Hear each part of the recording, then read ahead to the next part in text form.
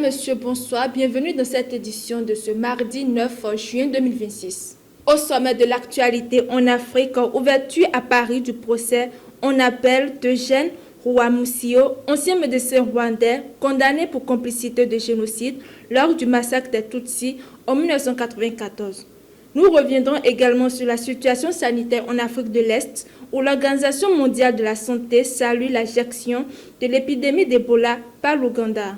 En Europe, la France interdit désormais l'entrée sur son territoire au ministre israélien des Finances, Bezalel Smotrich, accusé d'encourager la colonisation en Cisjordanie. Nous parlerons également aussi de la révolution des robots taxis qui commence à prendre forme sur le continent européen après des années de retard face à la Chine et aux États-Unis. Et pour finir, en Amérique, la crise politique se poursuit en Bolivie, où le Parlement autorise le recours à l'armée pour lever les barrages routiers qui paralysent une partie du pays depuis plusieurs semaines.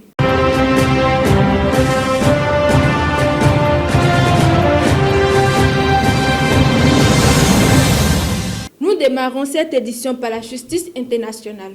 À Paris s'est ouvert ce mardi le procès en appel d'Eugène Rwamusio, ancien médecin rwandais condamné en 2024 à 27 ans de réclusion criminelle pour complicité de génocide et crimes contre l'humanité.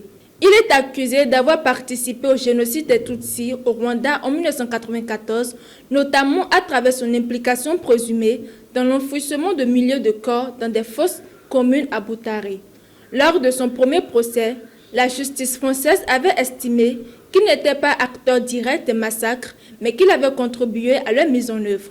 L'accusé, qui continue de clamer son innocence, comparaît cette fois avec une nouvelle équipe de défense. Plus de 530 parties civiles sont représentées dans ce dossier emblématique.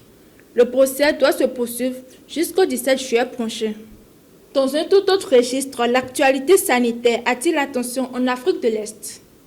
L'Organisation mondiale de la santé salue la réponse rapide et efficace de l'Ouganda face à l'épidémie d'Ebola qui s'est propagée depuis la République démocratique du Congo. Selon l'OMS, le pays a réussi à limiter la transmission du virus à 19 cas confirmés et 2 décès seulement, alors que la RDC voisine compte déjà plusieurs centaines de contaminations. L'organisation attribue ce résultat à des mesures prises très tôt par les autorités, notamment l'annulation des grands rassemblements religieux et le renforcement du suivi sanitaire. Toutefois, l'OMS rappelle Kampala a réexaminé la fermeture de sa frontière avec la RDC, estimant que des contrôles ciblés seraient plus efficaces qu'une restriction généralisée des déplacements.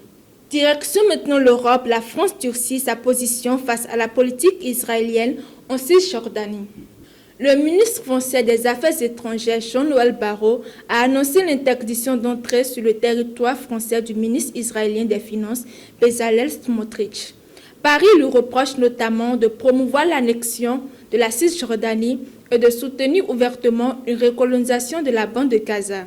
4 responsables d'organisations de colons ainsi que 21 colons considérés comme violents sont également visés par ces mesures.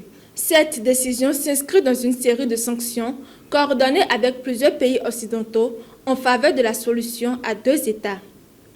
En Amérique du Sud, pour terminer cette édition, la crise politique continue de secouer la Bolivie. Face à un mouvement de contestation qui dure depuis plus d'1 mois, le Parlement a donné son feu vert au président Rodrigo Paz pour recourir à l'armée afin de lever les barrages routiers installés par les manifestants. Cette dernière réclame la démission du chef de l'État et dénonce la situation économique du pays. Les partisans du gouvernement estiment qu'elle permettra de rétablir la circulation de l'activité économique, tandis que les opposants dénoncent une dérive autoritaire et craignent une intensification de la répression. C'est la fin de cette édition de ce journal. Merci de nous avoir suivis et bonne soirée à tous.